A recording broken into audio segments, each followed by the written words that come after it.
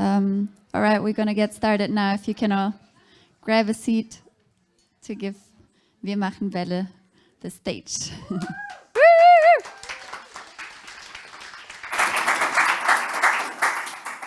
Hi everybody. Yeah, first of all, I want to say thank you to the WAVE project team and the ISTO that we can participate today and also that we can meet all of you, not the people online, but nice that you are attending as well. I'm Rosalie from We Make Waves and I'm in this organization since 2018 and I'm a sport therapist and an outdoor educator. And this year I didn't know what is surf therapy. And also I didn't know that we can do surf therapy in a landlocked city like Berlin, like the capital of Germany. So I applied as a working student for We Make Waves. I got the job and then I talked to my boss, Johanna, how we're gonna do this. And then we figured out how we can do surf therapy in a landlocked city. And that's why also I want to present you today what we do and how we do surf therapy. And afterwards, my colleague Bettina, she's a clinic physiologist, from the University of Freiburg. She will tell us about a project, a study we will do together with youth people that have depression.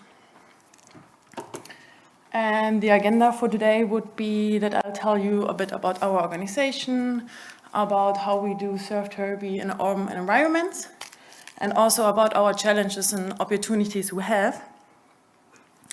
And We Make Waves was founded 2017 as a non-profit organization from the big wave surfer Sebastian Steutner and his sister Johanna Steutner. She's a political scientist.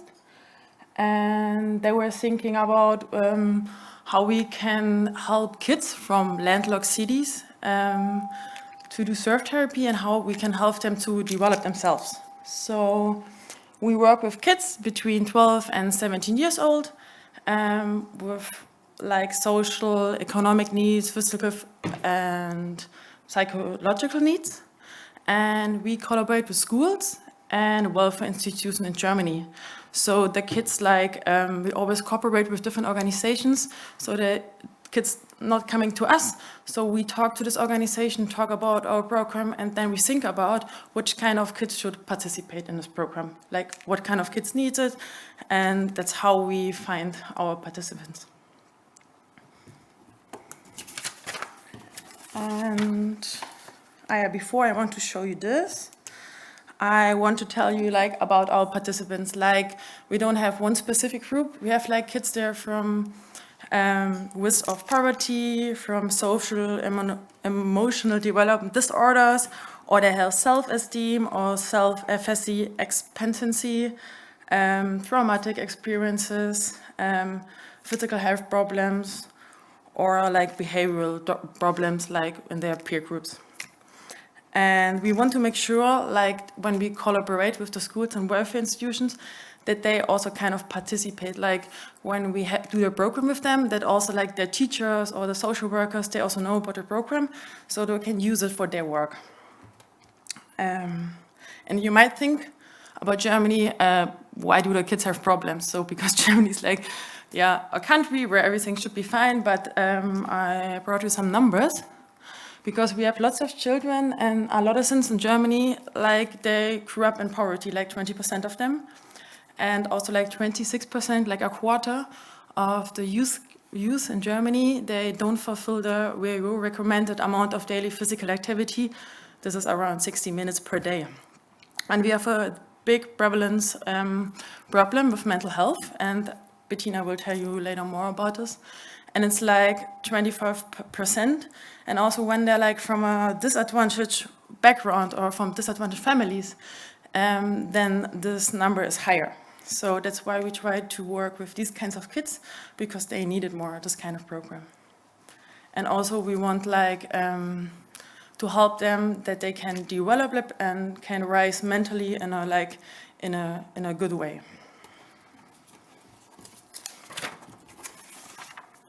And also, since Corona, this numbers also increased a lot, I think, in the whole world increase, and of course also in Germany. Our vision and mission is that we want to build a society where every young people, regardless of their nationality, origin, sex, religion, and language they speak, has the opportunity to develop in their own potential and strength in order to lead a self-determined and healthy life. With our project, we strengthen the physical and mental health of young people, and we also promote the awareness of the environment and for the society they have a part of. And we have some goals we want to achieve in our project. And this is like our main goals. So we really try to empower them and to increase the self-efficacy expectations. And it's also quite interesting because I wrote my master thesis about this kind of topic. And with our program 2019, and there was like an increase of the self-efficacy expectations of the participants. So I think like this was really interesting for me to see it can raise in our program with this kind of kids. And we also like try to help them to make emotional and their mental health level higher and to achieve goals they have and to help them like to have a stability life emotionally and also physically. And in the physical way, each of you know that surfing and sport helps you to be also like mentally health. So that's why we think that a lot of sport and also the sport we do, because we just not go surfing, we do lots of other sports in our landlocked city, helps them like really to get healthy. And we also support them to develop social skills. We always work with groups, not with one participant, like with groups between 10 to 15 kids. And it's really important to teach them social skills and also to be aware of their environment. So that's why we think we combine our sport program, our sport therapy program, with social, like we call it, like social competence training. And that's kind of interesting because they always ask me, yeah, why are we doing this? And then I tell them, yeah, guys, we go on a trip together, on a surf camp, and then think maybe something happened or we have some problems. Maybe we have to know how we deal with each other or how we talk to each other or how we solve problems. And this is quite interesting because they always ask me in the preparation, why are we doing this? Why are we doing this? And then I always try to find a connection to the surf camp, like for the goal, because we always try to work with goals with them so they can achieve it. And this is quite interesting because I think they're really needed to have a goal in their life or to have something in the future where they can work on. Yeah, but we also have some challenges. So we don't have much sea in Germany and we just have waves, and an island is somewhere here. Here there's one island in Germany and you can surf there. And this island, yeah, is a bit difficult because it's a bit poshy. So it's not so easy to go there with the groups and just do whatever you want. You have to follow some rules. So it's not like you can just go to the sea and say, yeah, okay, we go surfing. No, you have to watch about a lot of rules. So it's a bit like lots of organization, sometimes also a bit stressful. But it's also really nice because then these people also see, hey, we are also here. We also want some space here. It's not just for you, it's for everyone. But how are we doing it? Like, one of the challenges that we have different kind of partners in the whole Germany, and we have a preparation period. And after the preparation period, we go with all the partners or with different kind of groups. We combine them, then we go to the surf camp. And in Germany, surfing is still a niche sport. So lots of people, when I talk about surfing, they think about windsurfing because this is what they know, because more people in Germany go windsurfing. So this is also kind of the challenges we have, that we don't have the sea, people don't know about the sport, and also people think it's poshy. So they think, yeah, this is what the rich people doing. So it's the same like when you think about skiing or snowboarding. So that's why we always have to explain why we're doing this, why it makes sense, and then they always tell me, yeah, why don't you go paddling? Because everywhere we have like rivers in Germany, so they think it's easier to go to a river. And then I always tell them, yeah, but think about you go on a travel. Because I think what we have, what is like a good opportunity for us, that we can go traveling with our kids because we don't live directly at the sea. So they have also the possibility to leave their home, to go to another place and to experience something else, and also to think about this experience, and also like to think about some things they didn't experience before. We also have some participants that never had seen the sea before. And also some, they couldn't swim before they went to our program. So this is also quite interesting that we show them some places they never expected they see, like maybe someday, but not like in this moment. So this is our opportunities that we work with a sport. It's a niche sport. So some people like don't know about it, but I also think about like, you know, about surf therapy. I don't have to tell you, that's like, it's amazing to go surfing, to be in the sea, to hear the ocean, to get in the water, to get flushed away, to get out, like everything. Like, you know, about this feeling and how amazing it is. And this is, I think, one of the biggest opportunities we also have, that we can show these kids something they didn't know before. Some of them, they didn't know about surfing. That's super interesting. But what we also use, we use a lot of sports like stand-up paddling, surf skating, slacklining. We do in the preparation period. So they can learn like balancing, they get a bit of endurance, so they know like they get physically more fit for surfing.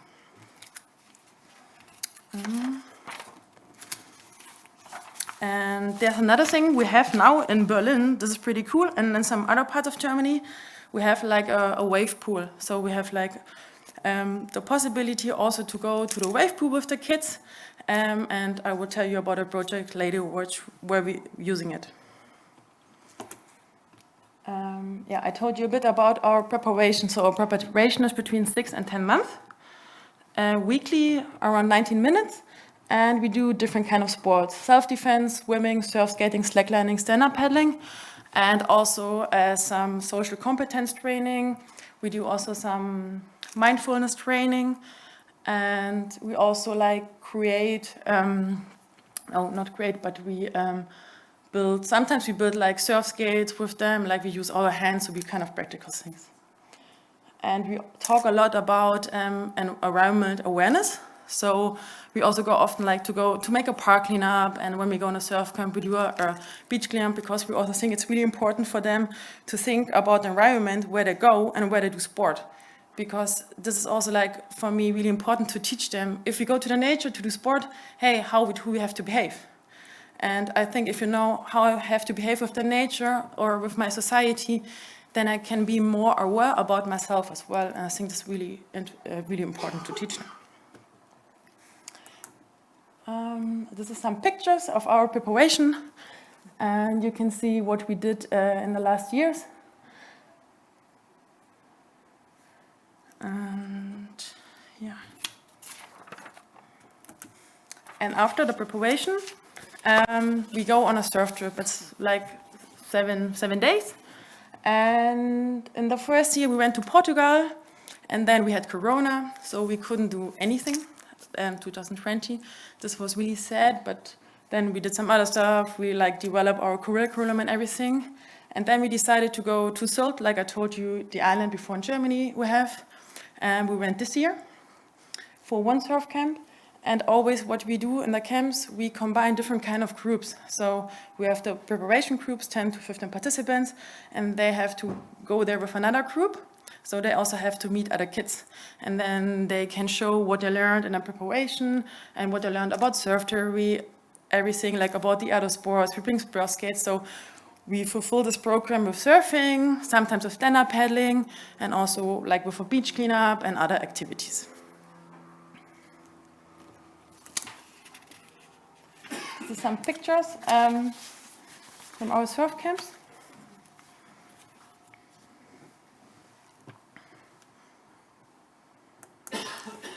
Yeah, and this year, because 2020, like there was a lockdown, we couldn't do anything. Then we started in winter, then we had the second lockdown. And to be honest, I was super unmotivated. I was like, okay, again a lockdown, how can I do like something practical with the kids? So I was like really unmotivated to work, and yeah, you know, everyone knows how it was. And then we were thinking, okay, what can we do? So we decided, okay, we have to do something. And then we said, okay, we need to make an online curriculum. And then we were thinking, how can we do like something practical, sport, online? So we used lots of time to develop this online curriculum. and then try to get the kids. But we weren't sure if the kids want to participate online on Zoom weekly. And at the end, it was super nice because they were super motivated. They came every week, like they were like, okay, we have homeschooling, but I don't want to go to school. I hate homeschooling, but here I meet you, I meet my friends, we can talk. And they loved it, and it was super nice. And then we followed kind of the same rhythm. We did an introduction, then we did some theory about surf theory, about slackline theory, of stand-up paddling. So they could learn, even when we were sitting in front of the computer. We talked about mindfulness. We did always surfer workout. And we also work a lot with breathing exercises. And this is one thing I would like to do with you now. Also like the people on Zoom. I don't know where they see me, here probably.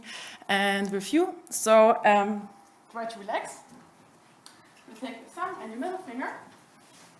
And you put that on your nose, like this, both sides. You close your eyes, but first I show you, because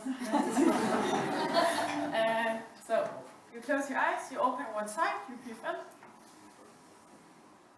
4 seconds, you close it, open the other side, breathe out. Breathe in. Close, other side, breathe out. Okay? So I think we all can do it together now for a moment. Everyone? Do that again and speak into the microphone. Ach so, yeah. Sorry. Okay, I will do it again for the people on Zoom. You use your thumb and your middle finger. You put them on your nose. You open one side, breathe in. Close it, open the other side, breathe out. Breathe in. Close it, breathe out. And important, close your eyes. Try to focus on yourself. I think this is the most difficult challenge, to close yourself, to be by yourself, and don't be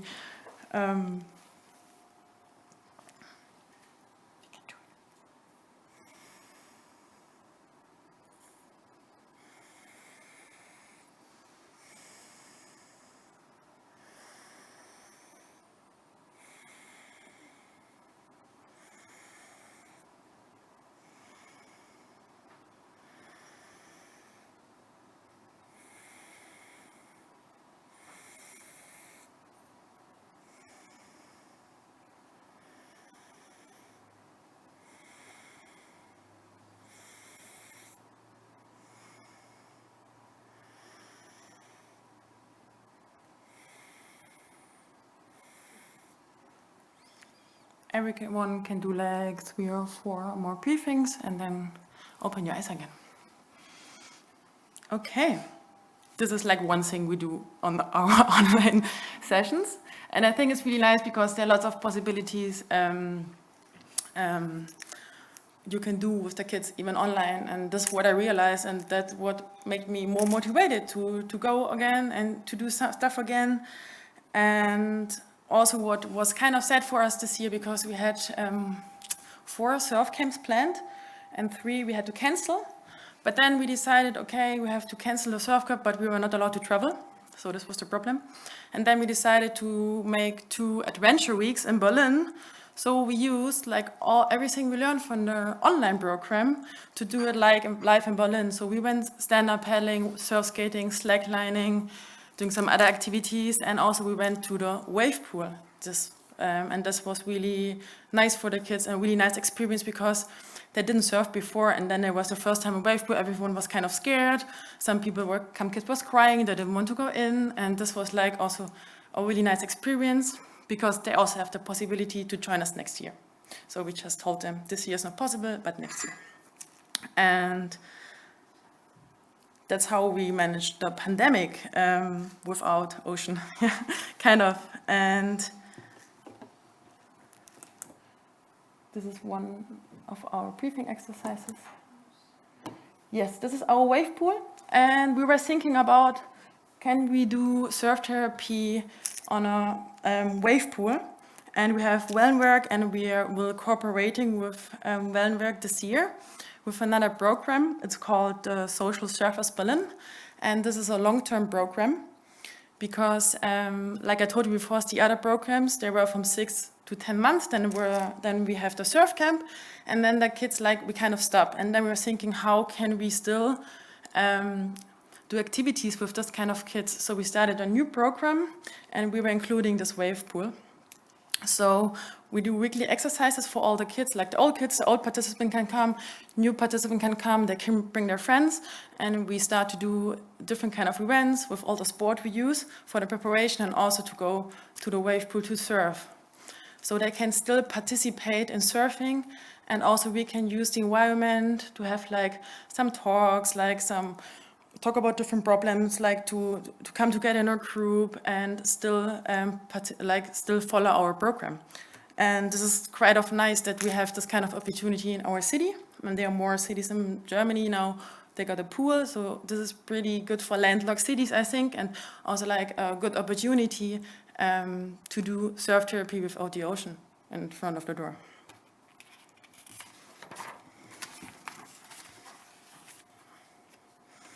There's just one thing that, of course, you don't have when you be in a wave pool. You don't paddle, and you don't have like the salt and all the minerals from the ocean. But I think it's still like a good option to work on. Yes. And to sum up everything, like it's kind of a challenge to do surf therapy in a landlocked city. But I hope I can show you how we do it and how we like adapted it. And that we can use different sports. We have a really long preparation period, and we use also other elements, pedagogic, therapeutic elements, and the pools. So I hope you enjoy this, and if you have any questions, you can ask after Bettina.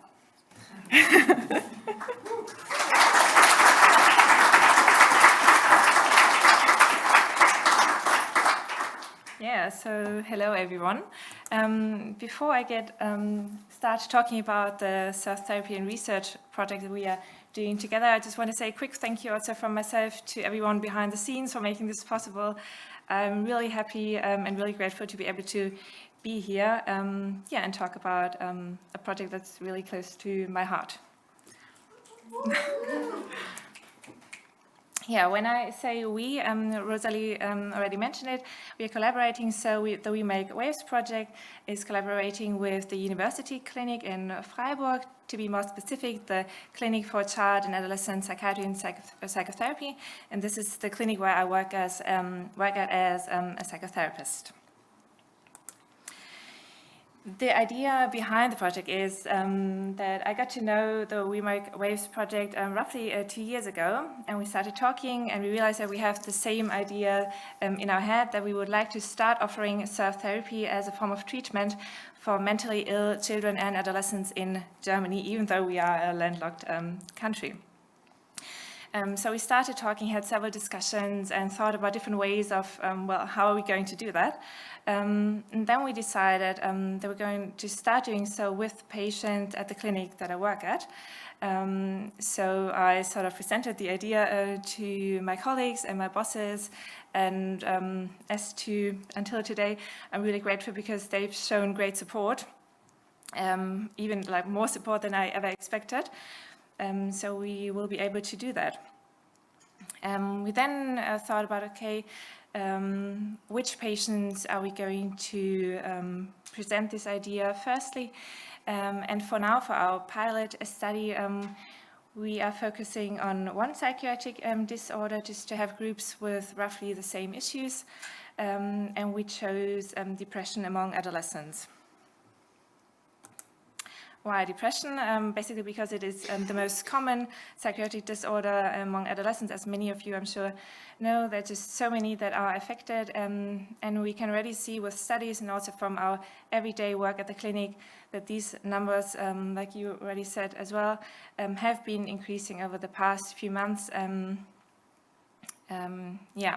We also know that only roughly 50% of the patients receive an adequate form of treatment. Of course, there are many reasons for that, but this, for us, just highlights the need to develop further forms of treatments and also more accessible ways of treatment for those that are affected. Yeah. I will only really shortly talk about the theoretical background because there are so many experts here. I don't have to go into any detail, but I just would like to present to you sort of the strain of thought that we have and that we also use to explain it to the colleagues what we are doing.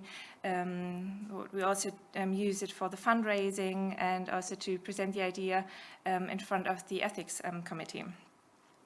So we all know the past few years, luckily, there has been a growing interest in alternative ways of treatment. And I then stumbled across this amazing review of systematic reviews, and they examined the effects of programs that use, they were all group therapy programs as well, using different forms of moderate activity for treating depression among children and adolescents. So all the participants were underage, and the big result was, yes, and these programs are in fact really effective, which is pretty amazing. And of course it goes along with our gut feeling, but I just find it really helpful also to present the idea to other people that there are so many studies now showing all these effects. Then of course those positive effects are even greater in natural environments, as we all know, and of course even greater in or around water. And thanks to all the ISTO organizations that have already been doing research, we have several studies giving proof that self-therapy itself is effective. And I just put one example of so many on the slide here, that we also have proof now that it is effective for treating depression among adults. So this basically, in a nutshell, what we've been using as arguments to explain the idea, and I think this really helped us get the funding through and everything. Yeah, so thank you everyone for doing all this amazing research. Yeah. So I will now start talking about what we are doing. The program is all set up and the funding just went through end of last year, and we were meant to start beginning of this year. Sadly, we had to postpone it because of COVID-19. So fingers crossed, we're going to start beginning of next year, and I'm really excited about that. So we are going to do a group therapy program combining elements of cognitive behavioral therapy with those of sports therapy. The program is designed for adolescents between the age of 13 and 18 suffering from any form of depression. And of course, the main aim of the project is to reduce those depressive symptoms. The group therapy program then takes place over the course of 12 weeks. The first 11 weeks take place in Freiburg, the city where the clinic is based as well, with weekly group therapy sessions that last around 90 minutes each. After that, we take them on a surf therapy camp, also on to the island of Sylt. So this is similar to the other We Make Waves project, just that we have a shorter period of time. Yeah, and I just put the map on here just to give you an idea where we're actually located. So the red dot is where we are in Freiburg, so really in the south of Germany, very close to the French and to the Swiss border, and sadly quite a bit away from the ocean. And this is then where we are going to take them surfing, as Rosalie already showed in the other slide. So it is quite a way for us to get the participants up there. Just a lot of organization things to think about, a long drive. But even though it is a big effort, we still think that it will really be worth it to take those adolescents up there. And we believe that it will have a major additional effect helping them cope with their depressive symptoms, additional to those first 11 weeks. So we think this is going to really boost the first effects that we probably have, and help them get better. Yeah. Mentioning those 11 weeks of preparation phase, what are we doing? Like I already said, we always, within each session, combining those two elements. We are introducing the adolescents to different sports. The sports therapy part has been adapted from the other We Make Waves projects that are already existing. So we take them swimming, diving, but it's more water jumping kind of thing. We take them in stand-up paddling twice, and then there are 2 sessions outside of the water where we introduce them to some self-defense techniques. And alongside with that, we talk about depression. What are typical symptoms? Why do people develop depression? How many are affected? So that the ones affected really become experts about it. And we then also help them get in touch with themselves again, in touch with their emotions, and help them improve their emotion regulation strategies. And we also do various interventions helping them improve their self-worth. Of course, the last 2 main aspects, emotion regulation strategies and self-worth, they will also be empowered by the sports therapeutic part. But we're just going to add up, come from the other side as well, to add up to the effect. That's the idea. Yeah, and like I said, after this preparation phase, we take them on the surf therapy camp. So we stay with them in a youth hostel kind of place and take them surfing once or twice a day, depending on their conditions. And for this, we collaborate with a local surf school. And in addition to that, we keep on working with the other therapeutic elements. Most of them, the adolescents will then have already got to know in Freiburg, and we just keep on talking about them so that all of this information can really sink in and that the adolescents can make the most of it and really profit from it. When we are back in Freiburg then after this program, we then make sure that each participant keeps on taking part in some sort of group sports activity. We plan towards that starting midway through the program, so we're doing so by introducing them to several sports clubs, all the possibilities that there are, and luckily in Freiburg there are quite a few possibilities, so they can get to know them, and we then really encourage all the participants that along with a partner, they try out one of these sports clubs, and that they then after the program can keep on doing that for the social part, but also for the activity part. Yeah. Depending on the individual processes then of each participant, we also check if they need additional psychotherapy afterwards. If so, then we can deliver that within our clinic, just so that each participant just can go their own individual way. We also meet again with the participants 4 weeks after the end of the camp for a booster session. Yeah. So this is roughly how the program is designed and what we are going to do with the group therapy program. And now onto the research part. Because along with a lot of people, our big vision is that one day self-therapy can be a valid and paid-for treatment. We are also examining the effects. We're doing so with a pilot study with the program that I just explained to you. And for doing so, we are going to do a pre, post, and follow-up design. And we are collecting data through clinical interviews and questionnaires, taking into account the participants' point of view, but also that of their parents. And we have all kinds of measurements that we are using. The main outcome will be a clinical interview on the depressive symptoms. But we're also looking at, for example, emotion regulation strategies, so several different aspects as well. Yeah, and I think that's about it. So thank you for listening, and if there are any questions, feel free.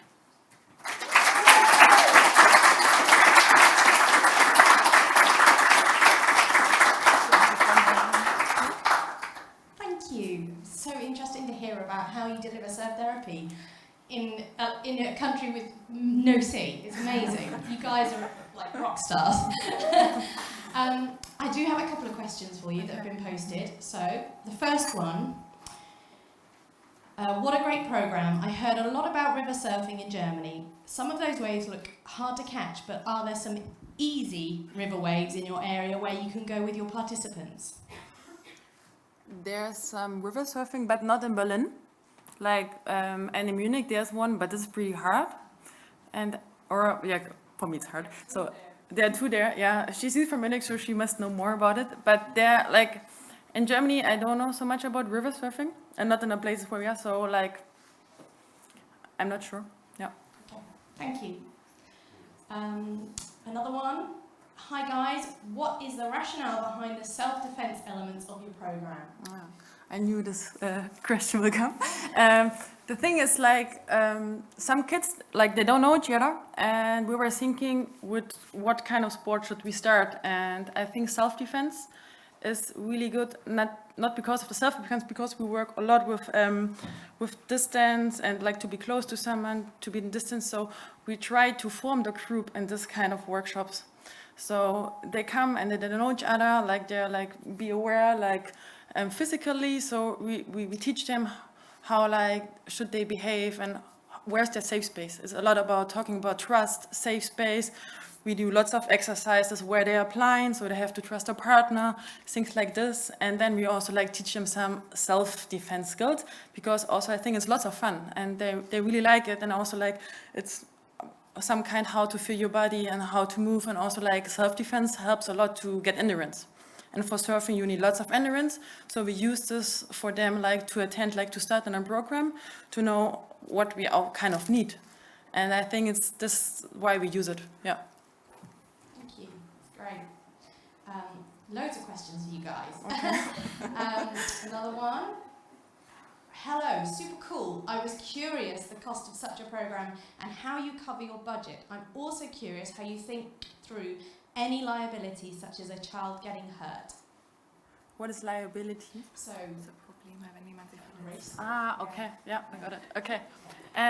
We have some foundings from some organizations. Maybe you know Laurea Sport for Good.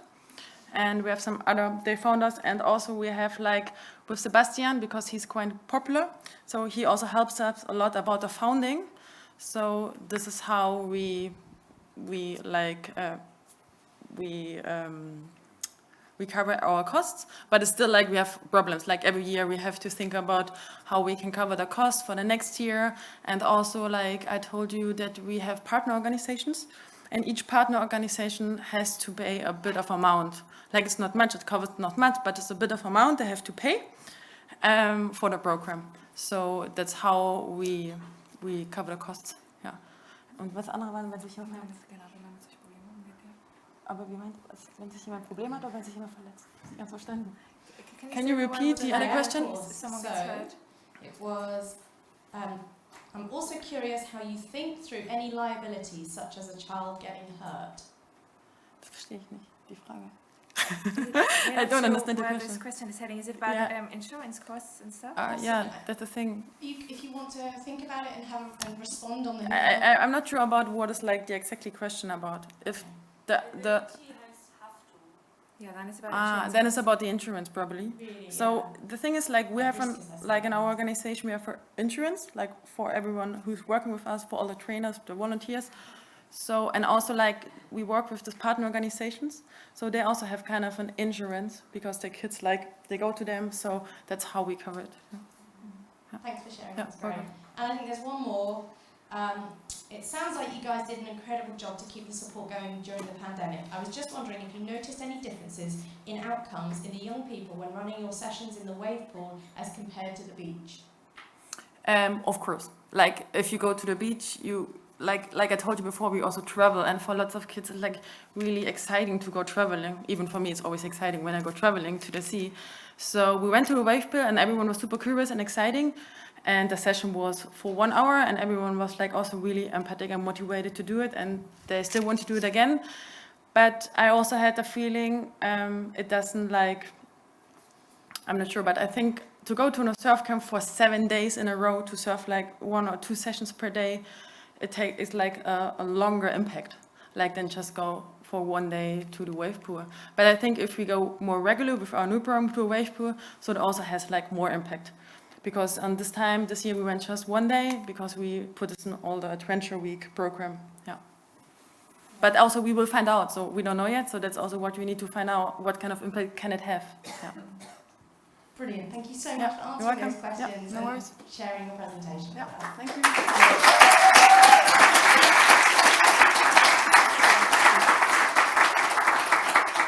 So we have another break coming up very shortly, but just before we have a break, some of you might have seen on Hoover, this evening we have dinner and drinks planned.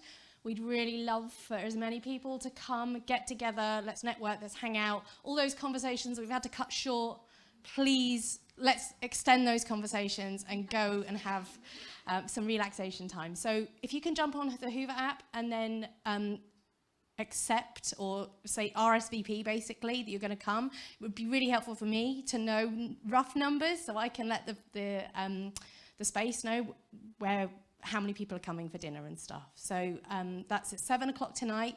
Wax Watergate, the next beach over. Come down there after you've had a surf, if there is any. High tide is looking. Okay. And Chris is nodding at me. Okay. There's cake on the bar. So if you don't want cake, Chris, we can skip the cake. There's always time for cake. Yeah? Do you want cake and tea? Yeah. Please join us for drinks and dinner tonight. Go and grab some cake and tea and we'll see you back in half an hour. Thank you.